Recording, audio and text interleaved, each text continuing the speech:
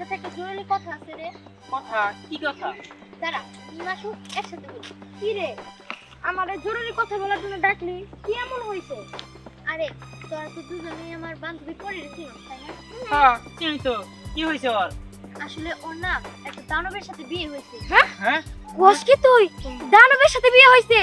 ও যে ডেঞ্জারাস, যে শয়তান, পরি তো তাহলে গেছে। আসলে আমার বড় ভাই মিজান পরের অনেক ভালোবাসে। আমার কাছে পরির দায়িত্ব দিয়া ও বিদেশে গেছিল, কিন্তু আমি তোরে দেখে রাখতে পারলাম না। ওর তো বিয়ে হয়ে গেল ওই দানবের কাছে। এখন আমার বড় ভাই যদি বিদেশ থেকে এসে দেখে ওর বিয়ে হয়ে গেছে, তাহলে আমার বড় ভাই তো বাঁচবো না। আর পরির তো ওই দানবের সাথে বিয়ে হয়েছে। পরি যদি ওই দানবের সংসার করে, তাহলে পরি ওইরকম ভাবে সংসার করতে পারবো না, কারণ পরি তো মিজান ভাইরে ভালোবাসে। হস নেহা, এইটা তো আমিও জানি যে মিজান ভাই পরির অনেক ভালোবাসে, কিন্তু পরির জীবন তো নষ্ট হয়ে যাব ওই দানবের কাছে থাইকা। যেভাবে হোক ওই দানবের হাত থেকে পরির উদ্ধার করতে হবে। নেহা, তাই এখন কি করতে হবো তুই বল।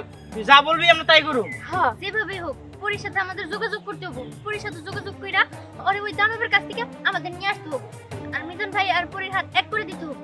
হ্যাঁ